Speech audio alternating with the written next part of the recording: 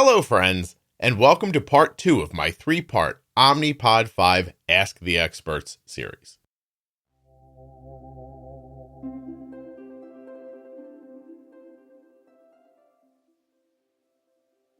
Far too often, community-sourced answers to Omnipod 5 questions contain misinformation.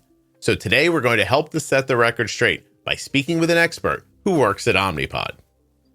And Lindsay doesn't just work there. She also has type 1 diabetes and wears the Omnipod 5. Today, Lindsay and I are going to go over the questions that she sees most frequently as the senior manager of Omnipod's clinical product support team. Insulet has paid the host of this podcast, Scott Benner, a fee to create this content. This podcast provides general information and discussions about health and related subjects.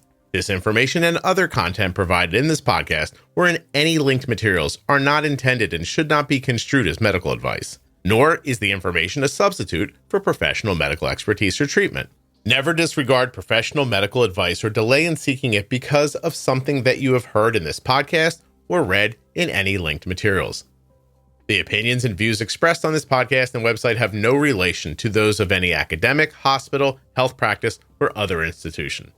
Please speak with your healthcare team if you or any other person has a medical concern and before making any changes to your diabetes management, and consult the Omnipod 5 Automated Insulin Delivery System User Guide for more information. Nothing you hear on the Juicebox podcast or read on juiceboxpodcast.com is intended as medical advice. You should always consult a physician before making changes to your healthcare plan. Hey everyone, I'm Lindsay Friedman, and my role here at Insulet is I am the senior manager of our clinical product support team. Some of you may have even chatted with some of them on the phone. So what that means is they are available on our phones when you call in and have questions about things like adhesive or how do I get the best out of Omnipod 5. They are all licensed clinicians and diabetes educators. Okay, let me make sure I understand. So you manage a group of people who I have access to through the phone. That is correct. Okay. You're absolutely right. Because I'm a customer. Well, I guess Arden is. She's an adult, but I mean, let's be honest. I pay for it. So I'm a customer. So when I call, I'm getting people who have what kind of a background? Tell me again. The team is comprised of clinicians. So they're licensed nurses and registered dietitians. And they're also certified diabetes educators. Can I ask a question that has nothing to do with anything? Because I'm interested. Sure. Where do they sit and do that job? Like, am I talking to them from their living room, or are they in a matrix farm, or where are they exactly? Yeah, it's a good question. So this team in particular, they all work remotely. So whether that's from home or in an office space, they're all over the country, actually. So you could dial in and get somebody from Iowa or Texas. Does that make it easier for you just to, I was going to say stock, I don't know if that's the right word, but fill your team with like really qualified people because they're not just have to live in a certain place, I guess? Yeah, I think you could say that. Last time I was recruiting for this role, I had hundreds of applicants. So definitely makes it, Get your choice. easier, I think. Yeah, that they don't have to drive to an office necessarily. Very nice. Okay. And you have type 1 as well. Is that right? Yeah, that's correct. So actually this month, Diabetes Awareness Month, I will hit 32 years with type 1 diabetes. So yeah, I was diagnosed when I was 9. And I'm currently an Omnipod 5 user, though I historically was always a tubed insulin pump user prior to this. So lots of experience with insulin pumps. How long have you been with the Omnipod working for them? So about 2.5 years. 2.5 years. Were you using a different pump while you were working at Omnipod? So when I first came on board, yes, I was wearing a tubed pump when I first started with Omnipod. It's funny, I actually was somebody who said, no, I'll never wear a pod. And then I put it on and I literally said, I will never turn back. So yeah, definitely a lot of great things and convenience. But yeah, I was wearing a tubed insulin pump when I started here. It's I was waiting for Omnipod 5. Yeah, that's very interesting. So Omnipod 5, your first tubeless insulin pump you've ever worn? Correct. In how many years did you say you have diabetes? 32 years? Yeah. Wow. That's a long time. Can I ask a couple of questions before we jump into why we're here? Sure. Any other autoimmune in your family? So personally, I have celiac disease as well. Mm-hmm. Aside from that, in my family, no. I'm kind of like the lone duck, aside from the fact that I do have a cousin with type 1 diabetes. No one else in my immediate family has any autoimmune diseases or, diabetes, celiac, just me. Wow. Okay. So do you have brothers and sisters? I have a younger brother. Yeah. Nothing there, huh? That's Nothing really there. something. Nope. Call him lucky, I guess. I was the special. Yeah, I was the special one. I always say, did it translate to any other random things happening to you? If you won the lottery or anything like that, or no? No, not that lucky, but I'll take it. Usually doesn't work that way. Okay, right. So, all right. So your job is you oversee that team. So do you actually listen into calls? Like, what does your job entail, I guess? We work very closely with each member on the team. The team has actually grown quite a bit since Omnipod 5 launched. And we're really, looking to do exactly that, understand what the needs are of the people calling us. What kinds of training do we want to make sure we provide our team members to be able to answer people's questions, obviously, as best as we can. And, we do listen to calls. We listen to calls to hear about exactly that. What are people calling in, asking us about? What are they, seeing as common challenges they're facing? Mm-hmm. And then what as an organization, do we do to help support that? And I'll say there's a lot of things actually I feel like we've done in response to what we're hearing our customers call us about. Yeah, that's interesting. I'm going to talk to you more about that as we go along, because that's what I was wondering, if the calls end up informing how you do your job. So today we're going to go through some of the more common, I guess, phone calls and try to make sense of them. It behooves us to be honest and say a lot of people have the same questions over and over again. Oftentimes people don't get the right answers. They end up coming up with the thing they think might be the answer. And then of course they get online and start telling other people about it. Before you know it, you've spread, a reasonable amount of misinformation around, and everybody thinks that they know what's happening when they often don't. So this is a great opportunity. I really appreciate your time. Yeah. Thanks for having me. Oh, please. All right. So we're going to go into the first question. There are posts I see on social media sometimes where people say that the pods are just deactivating unexpectedly. Sometimes people come in and they answer and they say there's something to do with a setting called pod shutoff, but I don't know what that is. Scott, that's a really great question. And this does come up. And, I'll say, I think this is a setting that people are less familiar with in general. I'll start with, what is the setting? I think just to give a brief overview, the setting is actually intended to be, I think, of what we consider like a safety feature. I kind of try to think of it in like a car, for example. Like these days you have all these, features that actually might sort of alert you at some point. Actually, I was driving the other day and that, do you need to take a break? Really? Feature popped up with something. It's like a coffee break. You get a little coffee cup on the dashboard, but essentially it's after, a period of time. If you have not, or the user has not interacted with the controller in any way, so waking it up, button pushing, and, the setting is set to a certain period of time. If that time passes, so let's just say, for example, that setting is set to 8 hours. If 8 hours has passed and you have not interacted with the controller at all, then an alarm will go off to say, basically, is everything okay? Make sure you react to the alarm so we know you're okay. If not, we're going to deactivate your pod, assuming maybe something has happened. So it's really a safety feature in that sense. You do not have to use it, but sometimes these settings get turned on accidentally because maybe you don't know what it is and you think, oh yeah, I want that feature, pod shut off, whatever that means. So yeah. I didn't read the book, but that sounds enticing. I'm going to do that. Right. Lindsay, how long, what are my different options? You said it defaults at 4 hours, but what are my other options on that setting? So you can set it in 1 hour increments up to 24 hours.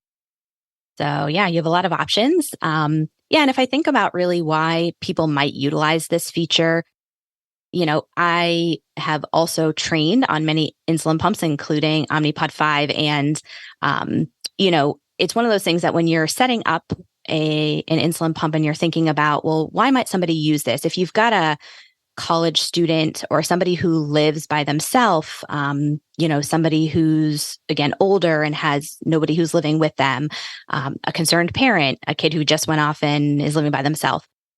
Those are some of the reasons people might utilize this. So again, as that safety feature, if you're, sleeping and, you have a low glucose or not responding to the controller or interacting with it, this would in fact then shut off if you didn't respond to the initial alert. So it doesn't shut off immediately. Let's say, for example, you have it set to 8 hours. Mm-hmm. It will kind of alarm to say, hey, here's this alarm. It expects that you're going to respond to it.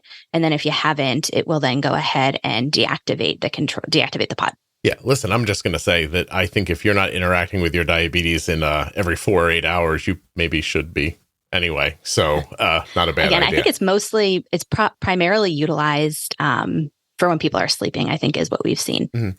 But back to when people call and ask you about it, or when I see online, it basically is that setting gets set up. They don't realize what it is. And then it alarms. They don't interact. The pod shuts off and they're like, I don't understand. And my pod just shut off. But that's pretty much what that all is. Yeah, exactly. And so there is a way that you can actually check to see if this is turned on. If you go into the settings menu in the controller and you go under reminders, you'd actually see pod shut off, and it is a toggle on and off. So, we have had people on these calls go in and say, oh, I didn't realize that, I maybe turned that on when I was setting up my controller. And so now I'm going to go ahead and turn that off. Shut off. Gotcha. Okay. Well, thank you. That was excellent. Very clear. Look at you, Lindsay. Have you ever done something like this before? I have not actually, not set up like this. No. Is it talked weird? to a lot of people, but not like this. Is it weird or is it off-putting? Like no, this it's format? fun. It's good? Good. Oh, I'm glad. Oh, and I will always say, Scott, because we do have to say this. We say this on the phone all the time. So anybody who calls us will hear this. When we're on the phones, I think it's important for people to know we can't direct people to actually make setting adjustments. So we can inform you that this is what the setting does and this is what it means. And then we always have to direct people to work with their healthcare providers if they want to, in fact, change that. So wrapped around this idea, I spoke earlier about sometimes people see things and they think, oh, that's why it happened, but it doesn't end up being true. In this specific example, I've seen people say, oh my gosh, the controller was away from the pod for too long. That's why it shut off. But that has nothing to do with it. No, actually, we do allow for distance between. Of course, you need your controller near you in case, there is an alarm that goes off to hear it, or of course you want to engage with it. But this would not be if you were just, you left your controller in the other room and were away for too long. It's not just going to deactivate your pod for you. Excellent. Okay. All right. Next question then. Let's see. Whenever there is a communication error that can't be resolved by retrying, the only option is to deactivate the pod. Why does this happen? And is that really the only solution? Well, Scott, this is probably one of my favorite topics. I'm just kidding. It's not. But communication errors. Yeah. So I think important to note about communication, of course, the system operates via Bluetooth. So, when a communication error occurs, again, I think the way we try to describe this really too is from a safety perspective. We obviously want to make sure controller and pod are communicating and they're communicating well. So if a communication error occurs, often it means for some reason there was an inability for the pod and controller to communicate. That can be for a number of different reasons. Again, one thing we think of is Bluetooth technology. There could be interference. Sometimes it's environmental interference. Sometimes it's other Bluetooth interference that could occur. And so, we really try to navigate these calls by helping people think about the different steps they can take aside from we really actually call it's oftentimes discarding the pod. It could be deactivate, but I think discard is an important word to keep in mind here too, because I think what people often see on the screen is try again or discard the pod in these communication errors. And so to answer your question, is this the only solution to discard or deactivate the pod? The answer is no. And actually, I will say even personally, that's always my last option. Okay. Is to hit discard or deactivate. So what people can do is, again, if you think about there could be some interference. One option is to just sort of get up and move where you are, even a few feet away. Maybe there's something right in your surrounding vicinity. Maybe you're, sitting up against a chair that has something that's interfering, like a metal chair or something like that. Moving your location and then hitting try again often does work. If that doesn't work, there's a few other things that you can consider doing. Okay.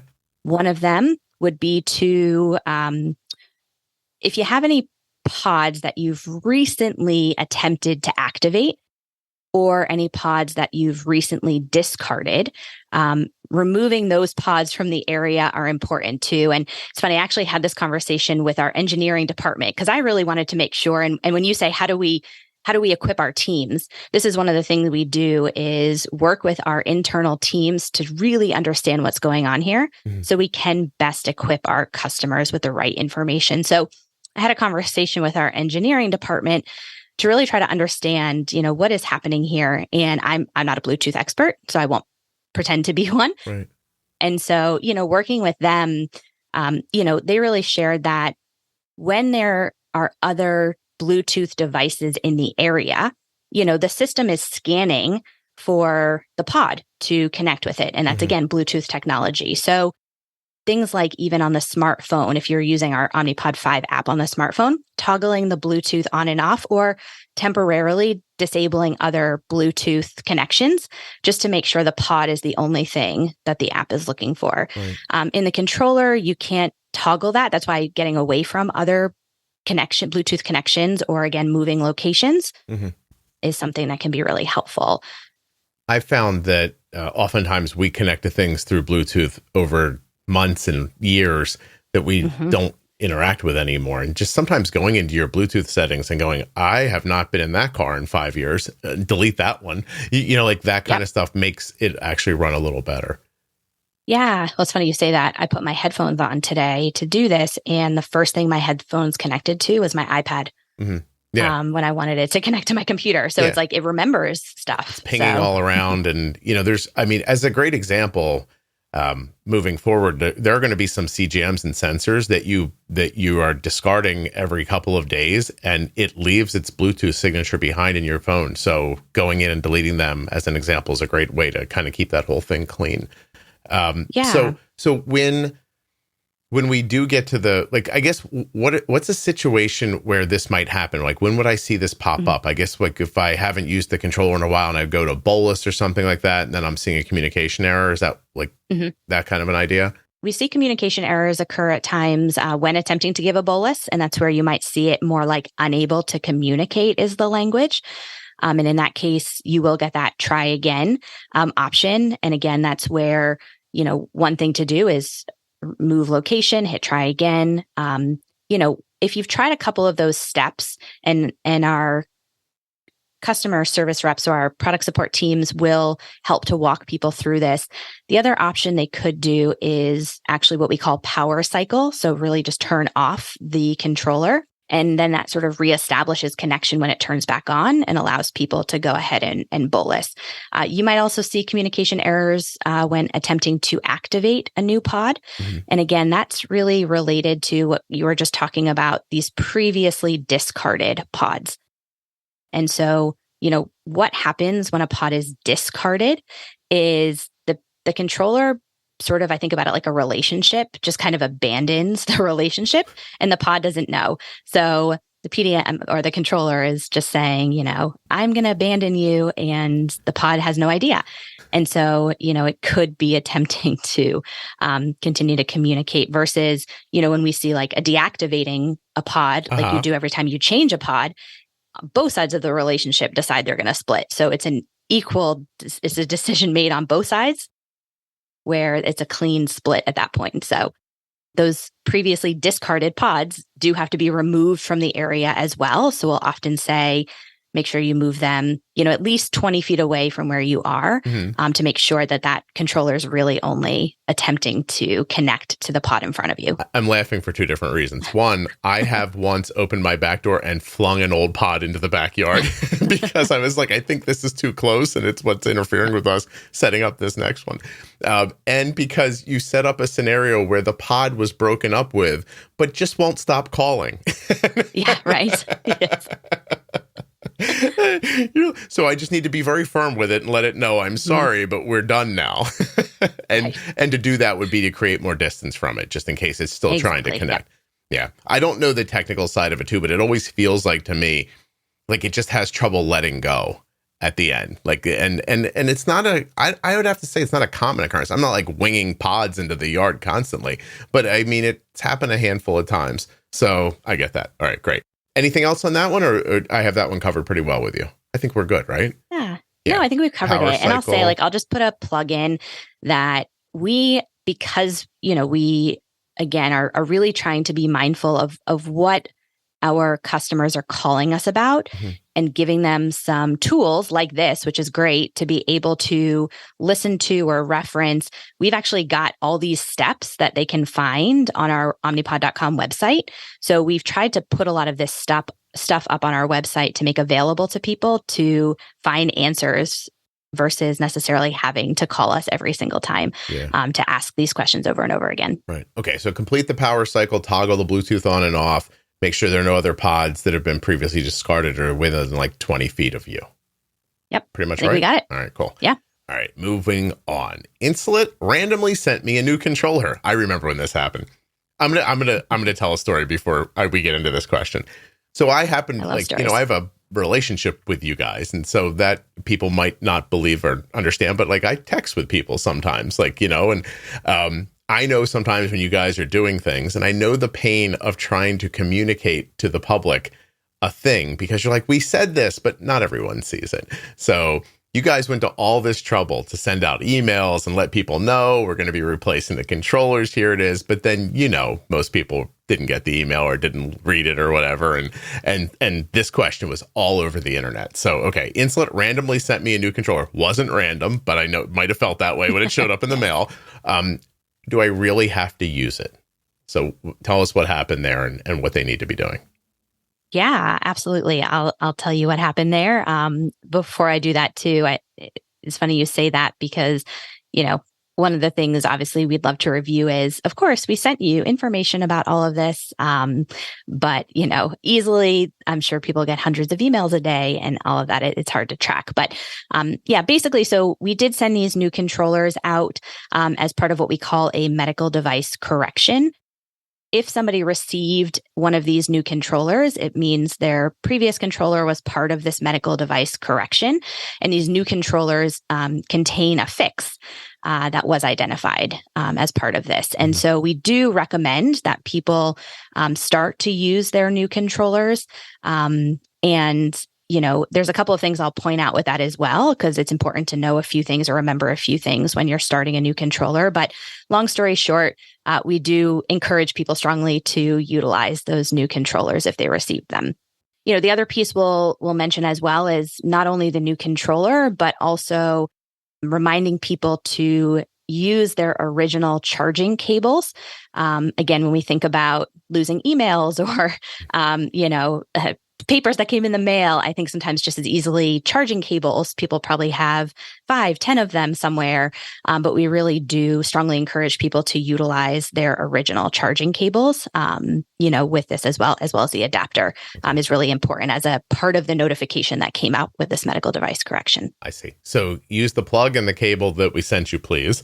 And if we sent you a new controller, go ahead and start using that one. But people are like, I don't want to. It's going to reset the algorithm. And right. Yeah. But in the other episodes in this series, and it's kind of covered pretty completely about what happens when you start over. It's not, I don't think it's I know it's not the long-term process that they imagine.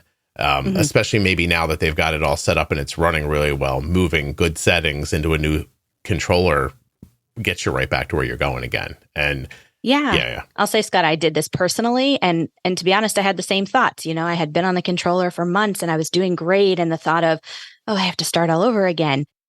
But, having reviewed my, pump settings and my manual basal rates and carb ratios and everything, and ensuring that I'm starting that new controller with updated settings, it was a really smooth transition for me, actually smoother than when I first started Omnipod 5, to be honest. So I really find that, it works well if people make sure that they've reviewed their settings and their settings they want to transfer over. Right. No, that's exactly what I would say as well. All right. The next one. Interesting. I use a different word here, but we'll get to it. It says, if I give a large bolus, the pod seems to leak insulin. How can I stop this from happening?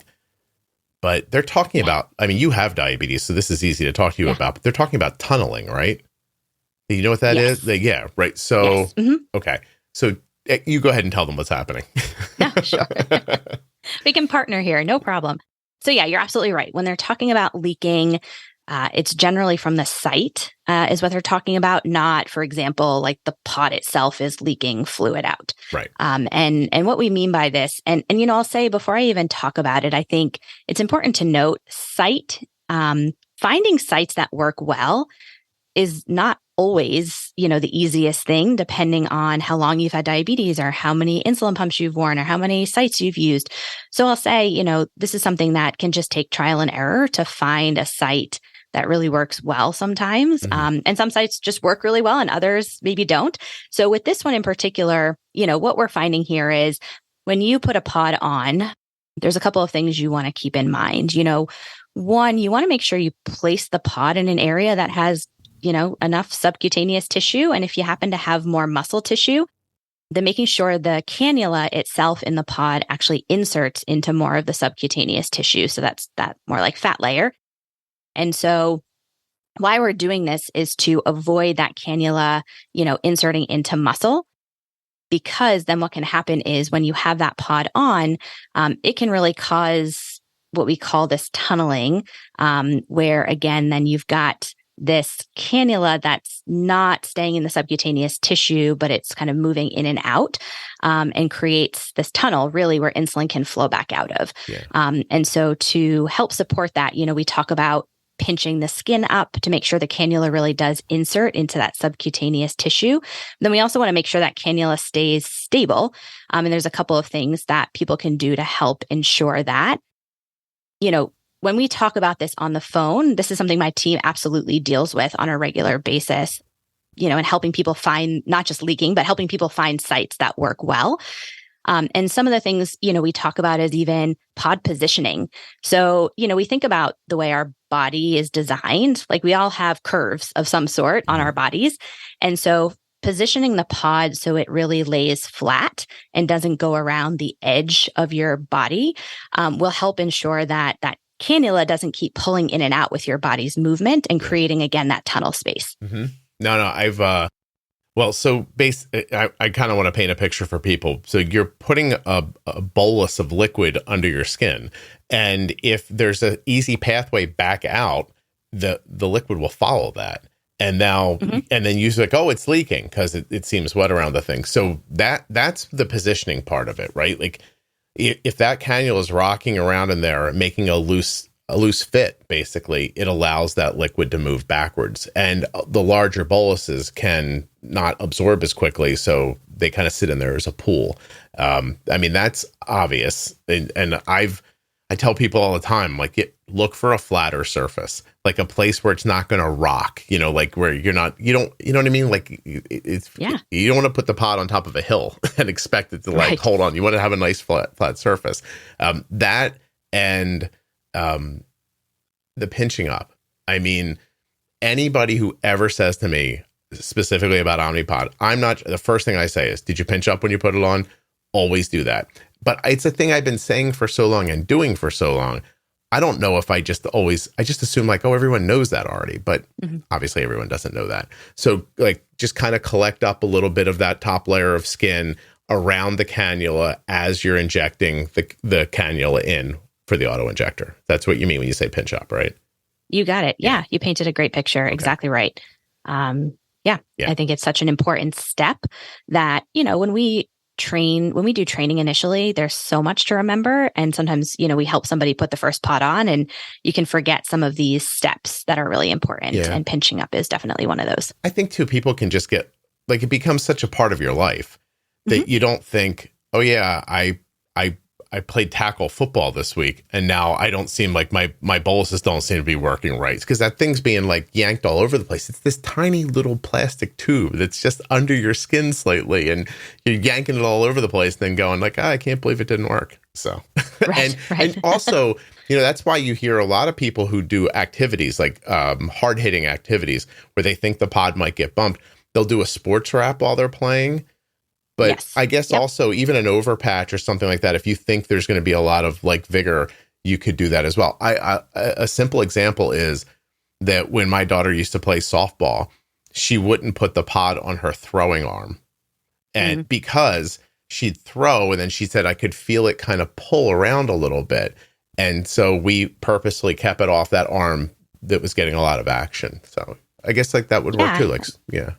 Yeah. And I think to your point, exactly like I said in the beginning is everyone, sometimes it's trial and error. You just have to find, what works for you. But some of these steps are really important to help support that process. And to your point, you talked about, over some of these wraps or, the over tapes or things like that.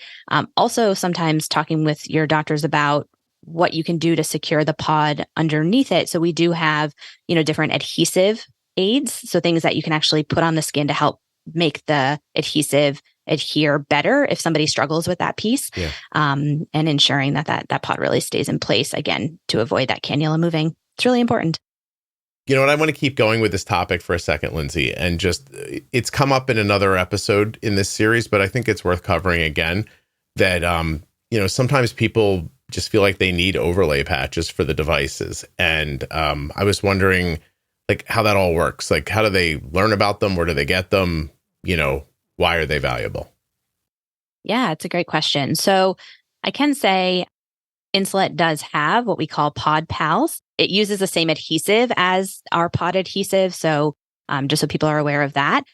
But I will say for Omnipod 5, you may have seen these if you opened your starter kit and you're wearing Omnipod 5. We are providing these overlay patches in the Omnipod 5 starter kits. If you've never used them before or you're interested in them, there's also a website, Sugar Medical, or a company, Sugar Medical, that you can look for pod pals on there as well. And really what an overlay patch is going to do is enhance the support. So it's an added layer over the adhesive that helps to secure that adhesive and pod in place. Of course, there are other options as well. So people do work with their, own educators or healthcare providers to find the right overlay patches that work. You had referenced a couple of other things like the wraps. So there are lots of things out there. Thankfully to the diabetes community for, always wanting to ensure they can get the best utilization out of their devices. So there's lots of options.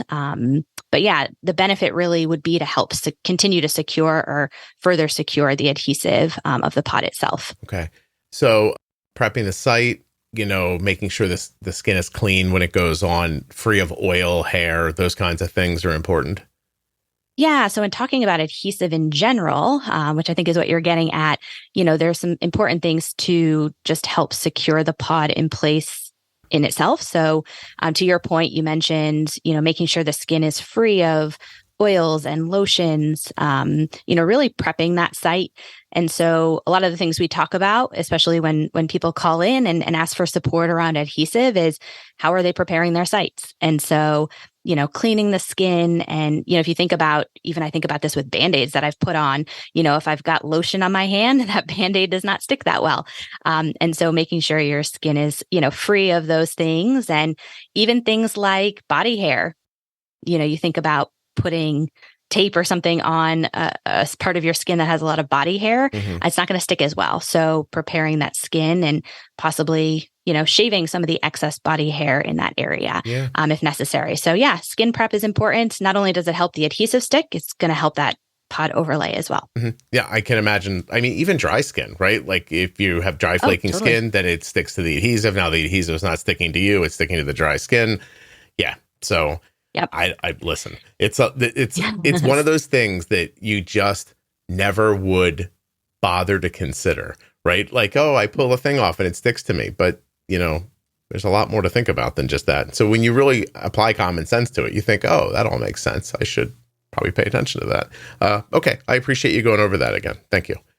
Yeah, absolutely. I think this might be our last question. So Omnipod 5 kicks me out of automated mode and puts me into automated mode limited all the time. Is that the same as I laughed at the all the time part because I imagine it's not all the time, but is that the same as manual mode? So is automated limited the same as manual? Yeah. So in short answer, the answer is no. Automated mode limited is not the same thing as manual mode. Automated mode limited it's still part of automated mode. It's a more conservative mode, if you will, where the system is potentially using manual mode basal rates. However, it is not fully in manual mode. And basically what I mean by that is, again, when we think about the system being in more of a conservative mode, what it's doing is looking at between the adaptive basal rate and your manual mode basal rates, which one is the lower value in that 5-minute increment. And then it's choosing that to safely deliver the right amount of insulin to you. So it's not fully automating as it does in automated mode, but it's also not transitioning fully into manual mode. So it is that in between as part of an automated mode system. What are the reasons that would happen? I'm assuming if it can't get CGM data, makes one bit of sense, but are there other reasons? Yeah. So when people say kick me out, that's always such an interesting term. But yeah, so you mentioned CGM. So in order to use full automation, so to be in automated mode fully, the system does require CGM values. So if at any point the system is not receiving CGM values, then the system after 20 minutes will move you over into automated mode limited. Okay. So and so more CGM is one. I'm sorry, I talked over you. Sorry, I apologize. Nope. No, finish your thought. Go ahead. Yeah. I'll say, so in answer to your question, CGM is one piece. There's also something called automated delivery restriction, which is another feature or alert within the system to notify somebody if they've been getting too little or max delivery for an extended period of time. If you do have to go over to manual mode for that, but if you haven't responded to the alert quickly enough, that will move you over to automated mode limited as well. So you may see yourself in that if you've received an automated delivery restriction, which we do sort of hear people use that as the kick me out, if you will. Mm-hmm. And so that's another reason that you might get moved over. But definitely to your point, CGM is the most common reason for somebody to transition over to that automated mode limited. The first person to ever say kick me out definitely didn't have a marketing job. they weren't like, let me think of the nicest way to say this. So automated mode, everything's going great. I have a problem with the signal. Maybe I get put into limited. Limited is just more conservative because it doesn't want to make big, like drastic decisions while it doesn't have access to the data. Exactly. Okay. Yep. It's operating, in this automated mode limited, to your point, to be safe. It doesn't have those trending CGM values to know how it should be automating every 5 minutes then. So it is doing this from a safety perspective. And I think, I don't know if if you talked about this any further previously, but, things like even that CGM warm-up period, where, of course, there's no CGM values for those 2 hours, using the Dexcom G6, then, in that case, it'll put you into automated mode limited. If there's any reason that the pod and, CGM aren't communicating for a period of time, some sort of, again, interference, maybe it's the placement of the two of them. In that case, you would be in automated mode limited. So to your point, exactly, missing CGM values is going to move you over to automated mode limited after a period of time. Two things. If this is happening constantly, then you might want to look at line of sight between your devices, right? Mm-hmm. Okay. Absolutely. Yeah, because it's not a thing that you expect to happen. Like you as a person who works at Insulin and Omnipod, like it's not a thing you're not like, oh, this happens all the time. Like, right. Like there's something going on that's stopping that connectivity. And I think it might also be important to bring up that even in automated mode limited, you are still experiencing the safety features and the automation. It's just not as aggressive with the settings. Exactly. Is that right? Yes. Okay. Yep. So, the one thing that I think that's important to note is because you're not in full automation, the system isn't obviously going to know if your glucose value is dropping and then proactively pause insulin delivery. Instead, what it's doing is, again, using that lower level of basal between the manual programmed basal rates and the adaptive basal rate to make sure it's always choosing that safer, lower amount. Yeah, it's interesting because as a person who's like my child's been using automated for a long time. And that's just such an obvious thing to me. But if it's a thing that you're new to, I could see you being confused by that or wondering like what happens in that situation. But it is, it's how it works. So, and it works really well, like incredibly well. I will say that is one of the things that I hear newer people, like they bring up as like a reason why they're like, oh, I don't know if I want to be in an automated situation because what if the data is gone and how does it know? And it's funny. I wonder if you have an answer to that question, because my answer to the question, I don't think is satisfying, other than I usually say, it all just works out. I don't know how to tell you. like it's been doing it for years. It's all great. But how do you answer that specific question? Yeah, I think, the way our systems have innovated over time has really honestly been incredible to watch. And with this in particular, I think, the system is not just using a moment in time, to determine, of course, from an automation perspective, CGM values, but when we look at something like automated mode limited and adaptive basal rates, the system is using historic information. So it's really starting to see how much insulin somebody needs and, then being able to automate, or even in these automated mode limited, you're still with that adaptive basal rate. That adaptive basal rate is using the user's history, and really understanding what their insulin needs are. And I think in that case, it is really safely figuring out what somebody's insulin needs are. And, again, comparing that to see just what's going to be the safer amount. So I think, it's hard for sure as even a user myself. I know when I first went on an automated insulin delivery system to say, I'm going to trust something to take the reins for me and not need to have full control over it is not an easy thing to do. But I will say, I think with the way, again, systems have innovated over time and the way that the systems are really using a lot of the user's history really helps inform it to do the safest thing for you. I appreciate answering that. Thank you. It's I struggle with, I don't have a technical answer to that question. I only have like a user's answer, which is, I don't know, always just sort of works out. So, but it's nice to hear you put it in more technical terms. So thank you.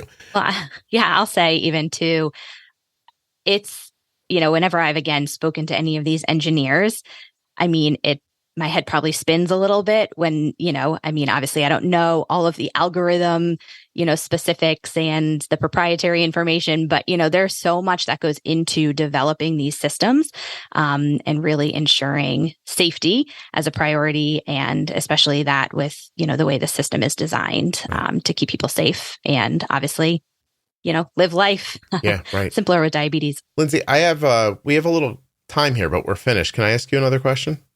Sure. I don't know if you were up for this or not, but well, let's see. We'll find out. Yeah, I guess I could ask you something like, just say no, I'm not answering that, but I don't imagine it's going to go that way. I eat crackers, but I've never thought to work at a cracker company. But you have diabetes for a very long time, and you found your way into this as a profession. And I'm wondering if you could tell me a little bit about how that happened and just a little more about how maybe that fulfills you. Yeah, I love that question, actually. So thank you for asking. I think when I was first diagnosed with diabetes, honestly, my reaction, I was young anyway. So at that point, I don't even know what I was thinking of becoming when I was 9 years old. But, as I got older, the more time I spent living with diabetes and, just some of the challenges, I faced and really thinking about how much I'd love to be more connected to the diabetes community and, then going to school, for nutrition. So it's my background as I'm a registered dietitian and, just learning more about myself living with diabetes and living with celiac disease. I really started to think I'd love to work with more people and really help people feel like diabetes does maybe not have to be such the heavy burden that it can feel like it is, or how you can, live with diabetes and live a life that you can engage in, activities and things that other people do. I think for me, it just became something that I felt like I really want to work with others with diabetes and share experiences and really help others, live really successfully that way. So Right. I decided, I was in school and, decided to see what I could do to find, jobs in the diabetes space. And I ended up at the Joslin Diabetes Center in Boston. And yeah, it was such a great opportunity to really start my diabetes, professional journey there, and then move on to the technology space, just because I really love insulin pumps and continuous glucose monitors. So to move into that space as well. But yeah, it's something that I think just evolved for me over time, that I just felt a passion of working with others who live with diabetes and, doing what I can for my own, professional education and personal experience to help other people. So I find it personally fulfilling to see someone about to go through a tough time that you've lived through, and for you to kind of like pick them up and like move them over top of it. Maybe it's the digital version of like putting your cape over a puddle. I don't know exactly, but like that idea of like, oh, I'm going to save them this horror that they don't, they won't need to go through this because I already did it and I know the answer already. So like, all I have to do is tell them and then they don't have to go through it. Yeah, I find that to be really kind of lovely and brings a lot to my life. So I just thought that was interesting because the one thing that everyone in this series has in common, like this Ask the Expert series, each one of you has type 1. And not difficult to reach back into Insulet and say, hey, we need somebody who can speak thoughtfully on this topic who also has diabetes. And there you are. So I know that everybody's remote nowadays and everything, but when you get together with everybody you work with, are you like, does it feel like a club? That's such a good question. I know I wish we could do it more often, to be honest, but yeah, I think so. It's such a positive environment to be in, to work with people. I think anytime you're doing something that you get to help other people, it just creates, a really uplifting, positive, fun environment. Or at least we make it that way. I'll just put it that way. Yeah. But yeah, for sure. It's great to be together, especially with my team. I don't get to see them in person often, again, because we're all virtual. But when we do get together, it's just, celebrating all of the amazing, things that we get to do and the people we get to help every day. Yeah. Yeah. I wish I'm going to try to find out maybe how many people at Insulet have type 1.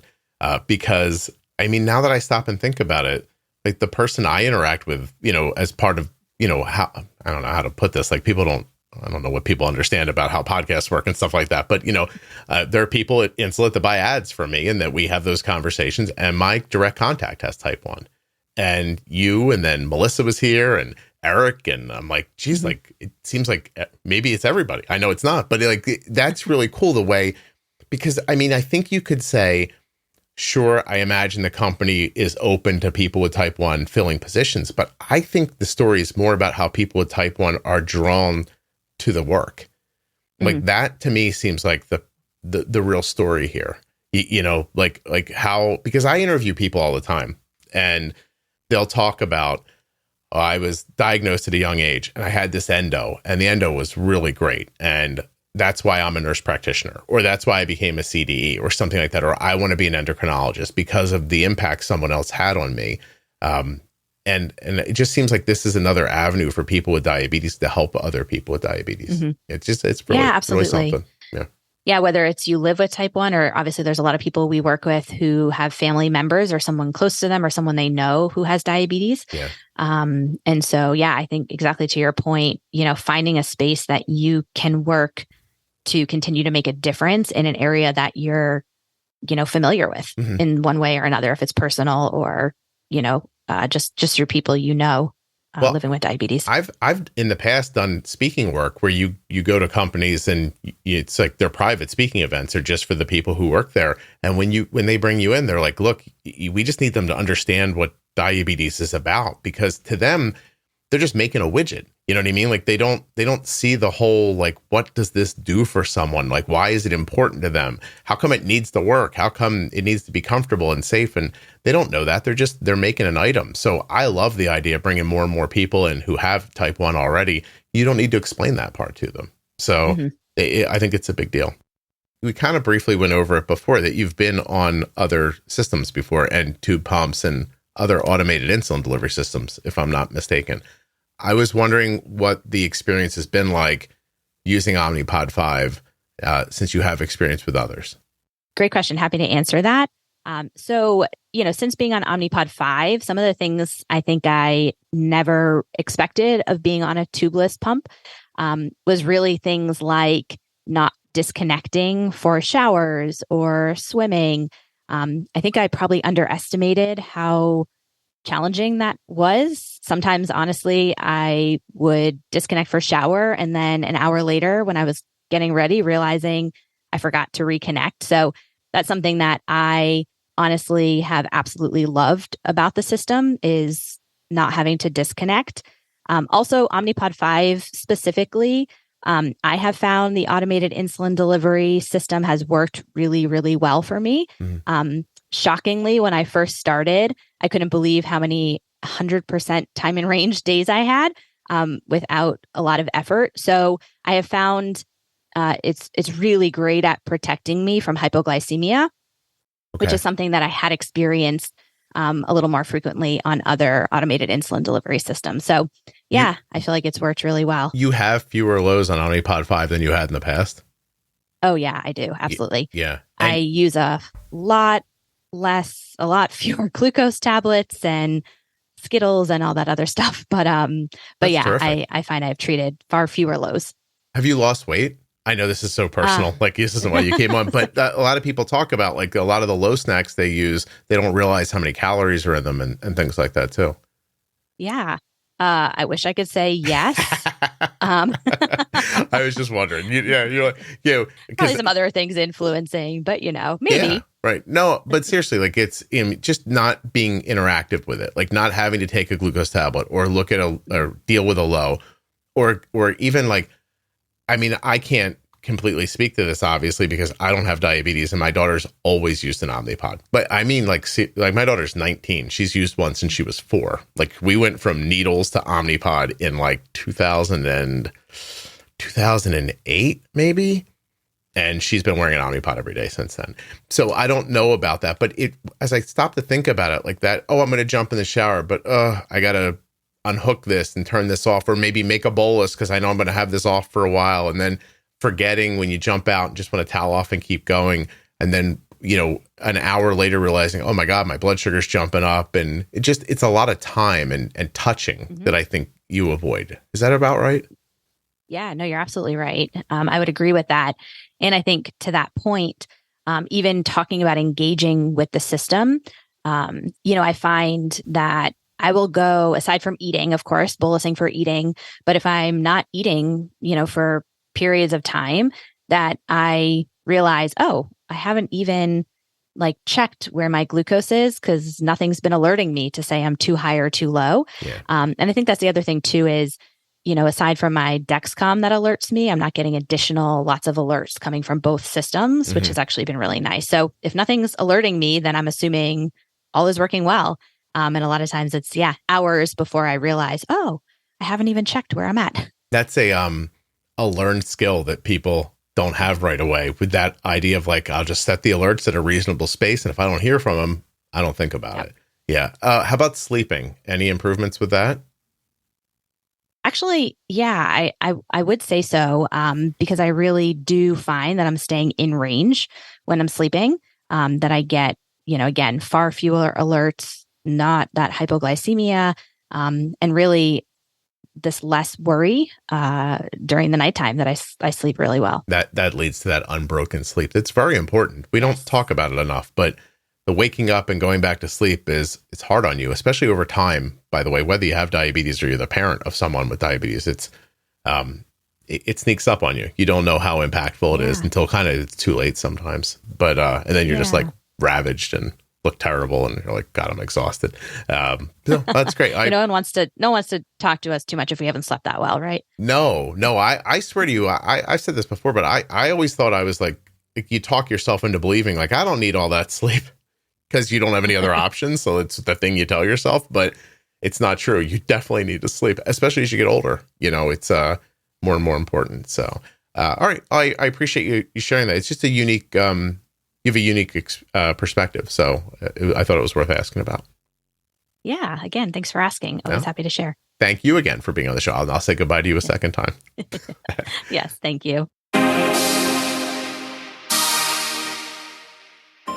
Well, if you're listening in order, now you've heard Eric Davenport, the Clinical Services Manager, and Lindsay Friedman, Senior Manager, Clinical Product Support.